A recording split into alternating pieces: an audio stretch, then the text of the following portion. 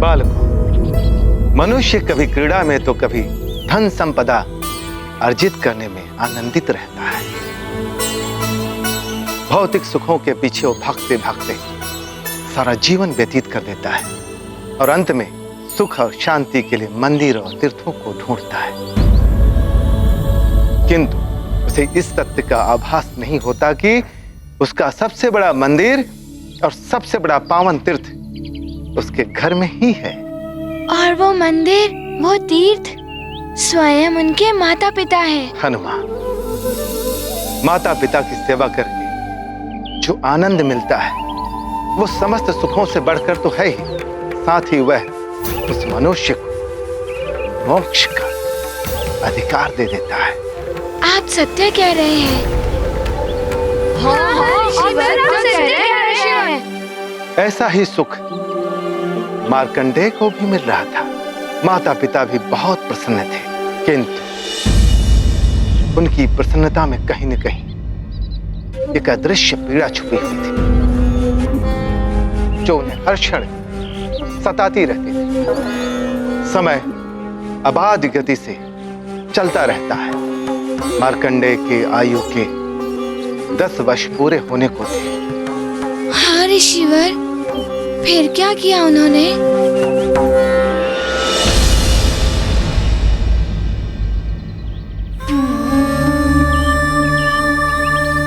हे प्रभु, ऐसा तेजस्वी पुत्र प्रदान करके भी आपने इतना बड़ा दुख दे दिया हमें।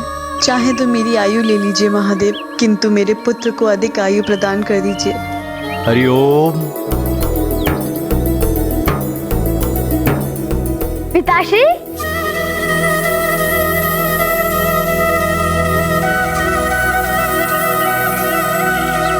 प्रणाम पिताश्री। कल्याण हो। लाइए पिताश्री, ये मुझे दीजिए। यहीं पर रुकिए, मैं अभी आया।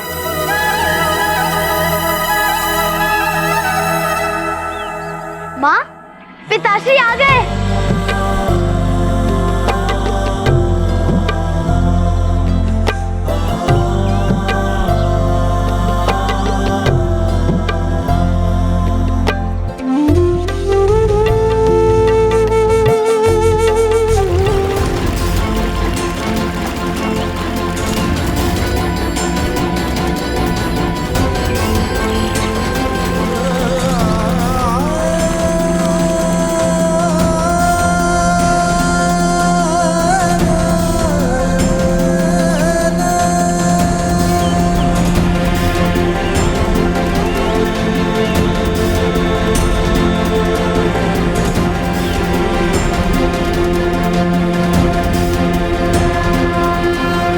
आप तो अगस्त ऋषि के आश्रम जाने वाले थे स्वामी, फिर इतनी शीघ्र कैसे लौट आए?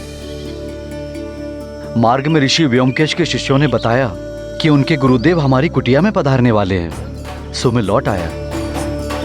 उनके स्वागत की व्यवस्था करनी है, वो कुछ समय में ही आने वाले हैं। ये तो सौभाग्य है हमारा कि स्वयं ऋषि व्योमकेश हमारी कुटिया को पवित्र कर देंगे। मैं अभी फलाहार की व्यवस्था करती हूँ। हाँ, मैं अभी उपवन से जाकर उनके लिए मीठे मीठे फल तोड़कर लाता हूँ। ये उत्तम संस्कार आप जैसे ऋषि ही दे सकते हैं।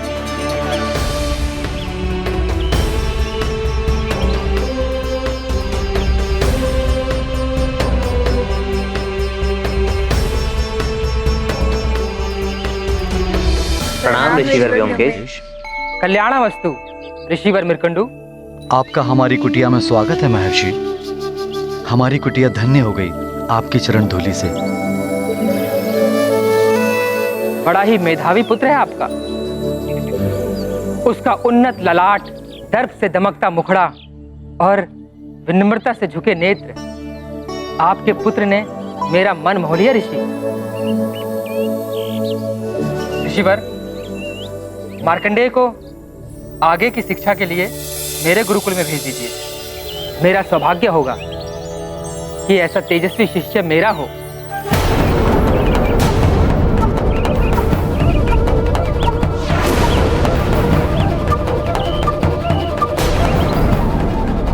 ऋषिवर मृकंडू, देवी, क्या हुआ? कहीं मैंने कुछ अनुचित कह दिया क्या? ऋषिवर, पहले आप पधारिए। पहले आप दोनों मुझे अपनी चिंता का कारण बताइए।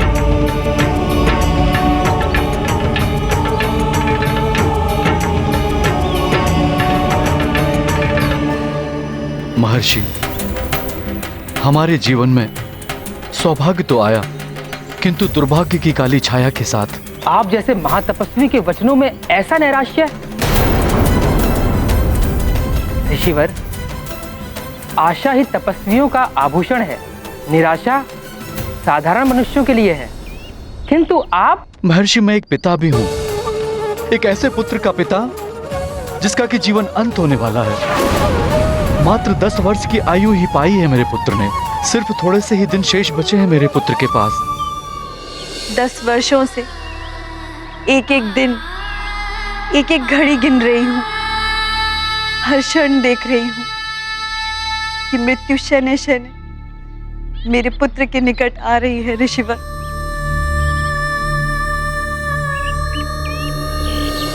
कैसी दारुण स्थिति है ऋषिवर। माता पिता के लिए इससे बड़ा दुख और क्या होगा कि वो अपने पुत्र की मृत्यु के एक एक क्षण की गणना करें। हाँ हनुमान, यदि माता पिता का वश चले तो वो अपनी आयु देकर भी अपने पुत्र को बचा लेते, किंतु काल के समक्ष सब विवश हो जाते हैं। काल को कौन रोक सकता है? काल किसी को रोके नहीं रोकता। शीघ्र ही वो दिन भी आ गया जिस दिन के स्मरण मात्र से ही उनके हृदय कंपित हो उठते थे।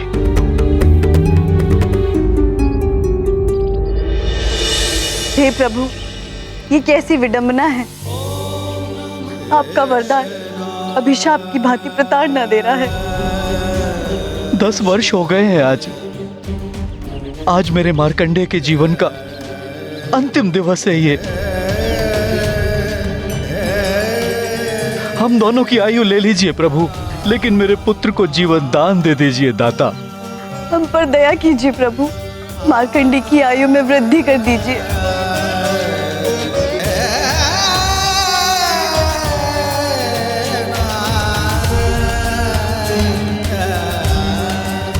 माँ, पिताश्री,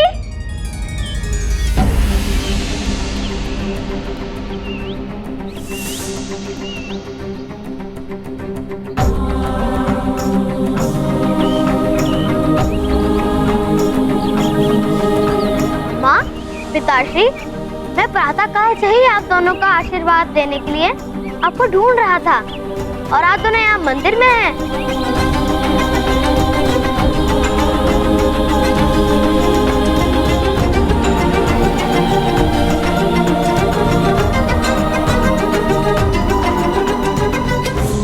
आशीर्वाद दीजिए, आज आपका पुत्र 10 वर्ष का हो गया है।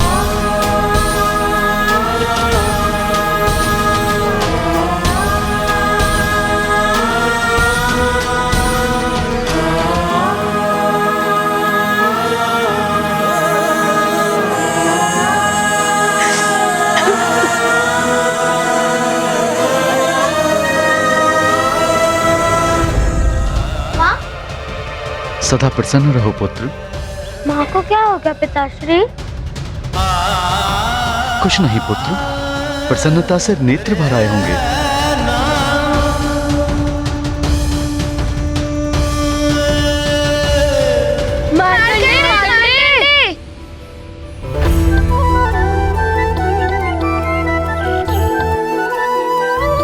क्या हुआ मित्रों? ये बता रहा था कि आज तुम्हारा जन्म दिवस है। हाँ, आज मैं 10 वर्ष का हो गया हूँ। फिर तो कुछ आनंद उत्सव होना चाहिए, क्यों मित्रों? प्रणाम ऋषिवर। प्रणाम ऋषिवर। ऋषिवर, कुमार मार्कंडेय के 10 वर्ष पूर्ण होने के उपलक्ष्य में कुछ होम हवन होना चाहिए। हाँ हाँ, साथ में भोज, मिष्ठान आदि भी। ठीक है ना मार्कंडेय? कैसी विडंबना है ये, जन्म और मृत्यु दोनों एक साथ। क्या सोच रहे हैं ऋषिवर? आज तो हर्ष का दिवस है। हम सब मिलकर व्यवस्था का आरंभ करते हैं। हाँ पिताश्री, भोज की भी व्यवस्था कराइए। कैसे समझाऊं तुम्हें पुत्र, ये आनंद भोज होगा या तुम्हारा मृत्यु भोज? हाँ, हम सब आनंद उत्सव मनाएंगे क्योंकि आज मेरे पुत्र का जन्म दिवस है। मैं भोज के लिए सारे सामान की व्यवस्था करती हूँ। माँ, आपको कष्ट उठाने नहीं देगा आपका ये पुत्र। मैं करूंगा सारी व्यवस्था। पिताश्री, आप चिंता मत कीजिए, मैं शीघ्र ही भोज एवं हवन की सारी सामग्री जुटा लूंगा। चले मित्रों। हाँ हाँ, शीघ्र चलते हैं। व्यवस्था।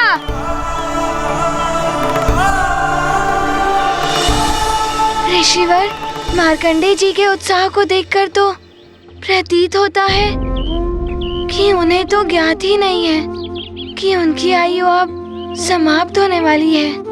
हाँ हनुमान, यदि मनुष्य को अपनी आयु की अल्पता का आभास हो जाए तो उसका शेष जीवन भी दुखमय हो जाता है। इसलिए मार्कंडेय के माता पिता ने उसे इस विषय में कुछ भी नहीं बताया। किंतु हनुमान, सत्य कभी छुपता नहीं है। क्षमा कीजिए ऋषिवर, हमें यह ज्ञात नहीं था कि आज मार्कंडेय के जीवन का अंतिम दिवस है। मैं कैसे अपने पुत्र को अपने नेत्रों के समक्ष अंतिम श्वास लेते हुए देख सकती हूँ? कोई तो उपाय होगा मेरे पुत्र के जीवन की रक्षा का।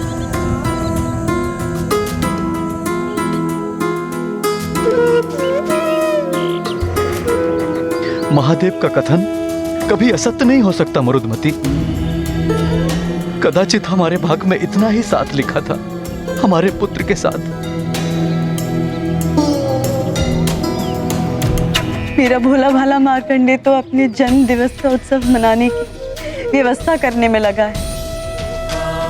इस सबूत को तो ज्ञात ही नहीं कि आज का दिवस उसके जीवन का अंतिम दिवस है।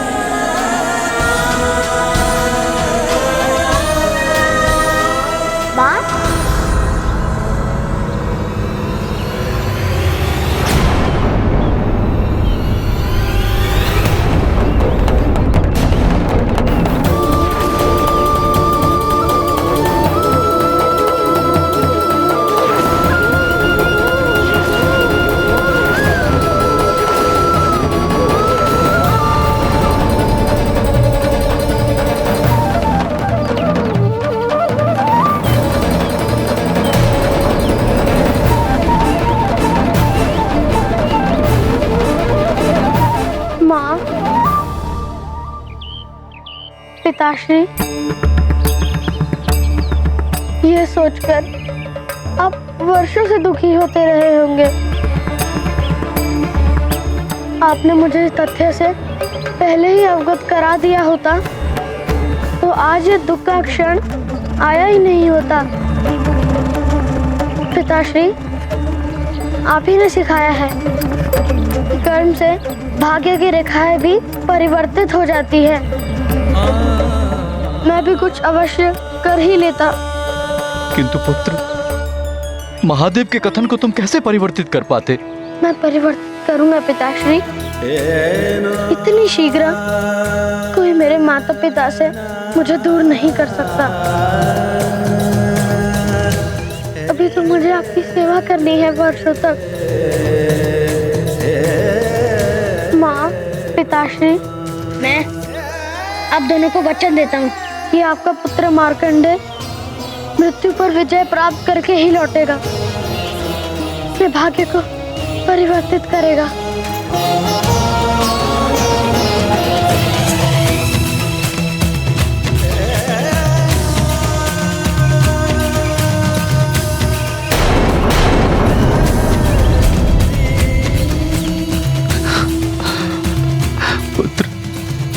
पुत्र मार्कंडेय,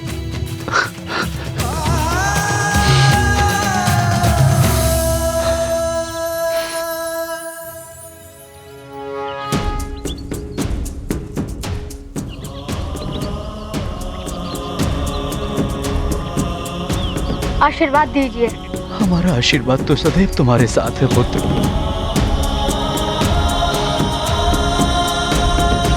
मैं शीघ्र लौटूंगा माँ। मार्कंडे! फिर क्या मार्कंडे जी अपने भाग्य को बदल पाए? क्या उनके माता पिता को दिया हुआ वचन पूर्ण हो पाया था या नहीं? मार्कंडेय ने अपने माता पिता को वचन तो दे दिया था, किंतु उन्हें स्वयं ज्ञात नहीं था कि वो उस वचन को पूर्ण कैसे करेंगे। हाँ ऋषिवर, फिर क्या किया उन्होंने? हाँ ऋषिवर, बताइए ना फिर क्या हुआ था? ऋषिवर बताइए ना फिर क्या? बस दुखी हृदय लेकर बालक मार्कंडेय निकल पड़ा वन की ओर।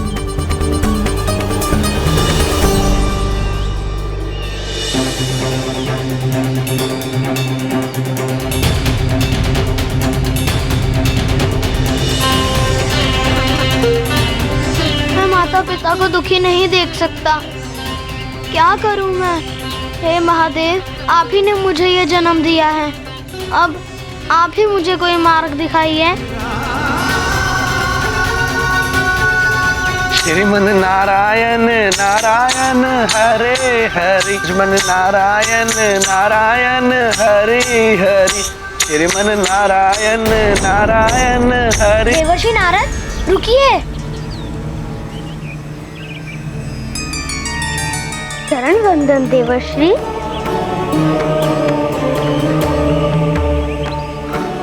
आयुष्मान भव वत्स। क्षमा चाहता हूँ, किंतु आपका ये आशीष मिथ्या जाने वाला है। आशीष मिथ्या अर्थात? कदाचित आपने मुझे पहचाना नहीं। मैं मार्कंडेय हूँ, मृकंडू ऋषि का पुत्र। पिताश्री ने बताया था कि आपने मेरी जन्म कुंडली बनाई थी।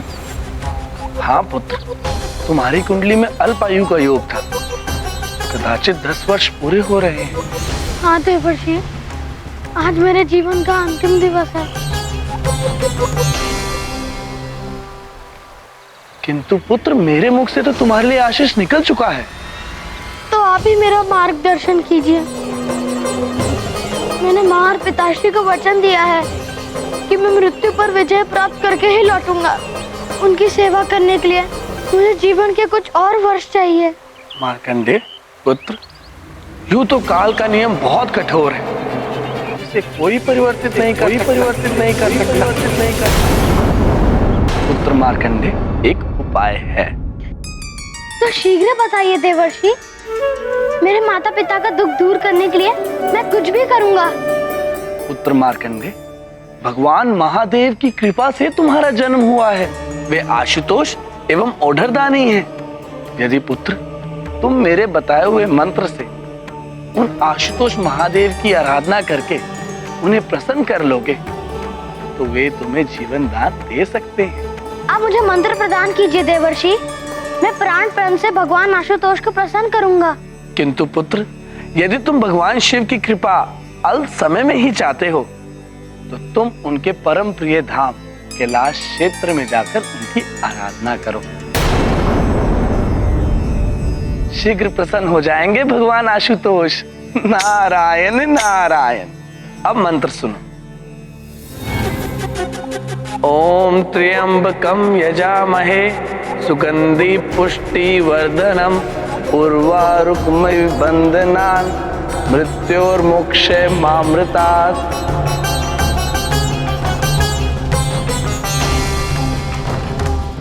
मैं अभी केदार क्षेत्र में जाकर शिव जी की आराधना आरंभ करूंगा। मैं प्राण प्रण से भगवान आशुतोष को प्रसन्न करूंगा। मुझे आशीर्वाद दे देवर्षि। मेरा आशीर्वाद सदैव तुम्हारे साथ है पुत्र। कल्याण हो। मंत्र स्मरण रखना। नारायण नारायण। किंतु ऋषिवर, देवर्षि नारद जी ने जो मार्कंडेय जी को मंत्र दिया था, इस महामृत्युंजय मंत्र में ऐसा क्या है कि देवर्षि नारद ने मार्कंडेय जी को यही मंत्र दिया?